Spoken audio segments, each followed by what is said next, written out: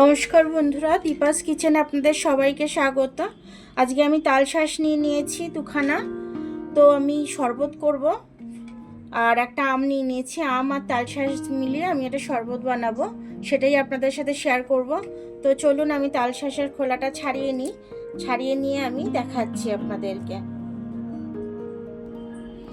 এইভাবে আমি আমের পাল্পটা বের করে নেবো। বের করে মিক্সির জারের মধ্যে দিয়ে দেবো। মিক্সির জারের মধ্যে দিয়ে দিচ্ছি।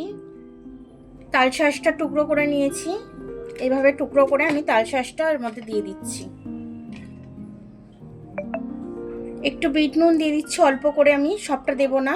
আর এখানে আমি চিনি দিয়ে দিয়েছি, স্বাদ অনুযায়ী আপনারাও চিনিটা দিয়ে নেবেন। আমি অল্প করে কালো নুন দিয়ে দিচ্ছি, একটু বরফ দিয়ে দিচ্ছি এটার মধ্যে আমি। এবার আমি মিক্সির ঢাকনাটা বন্ধ করে একটু মিক্সিটা চালিয়ে নেব। তো আমার শরবতটা হয়ে গেল, দেখুন এতটাই ঘন হচ্ছে যে গ্লাসে ভর্তি হচ্ছে না। তালশাঁস আর ম্যাঙ্গোর একদম শরবতটা খুব সুন্দরভাবে হয়ে গেছে, খুব সুন্দরভাবে এটা হয়ে গেছে। আমি একটু বরফ দিয়ে দিচ্ছি ওর উপরে, একটু ম্যাঙ্গো দিয়ে দিচ্ছি, একটু তালশাঁস দিয়ে দিলাম ওপর দিয়ে। আমি ম্যাঙ্গো আর তালশাঁসের শরবতটা আমার হয়ে গেল খুব সুন্দর করে।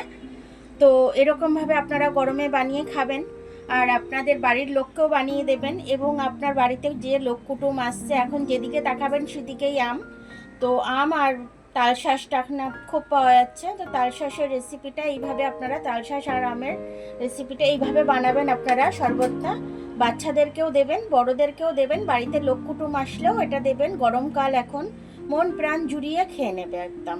ভিডিওটা দেখার জন্য অনেক অনেক ধন্যবাদ। আমার ভিডিওটা যদি আপনাদের ভালো লেগে থাকে, লাইক কমেন্ট শেয়ার একটু করে দেবেন। আর আমার আবার কাল দেখা হবে নতুন রেসিপির সাথে। ততক্ষণ আপনারা ভালো থাকবেন, আমি আসছি।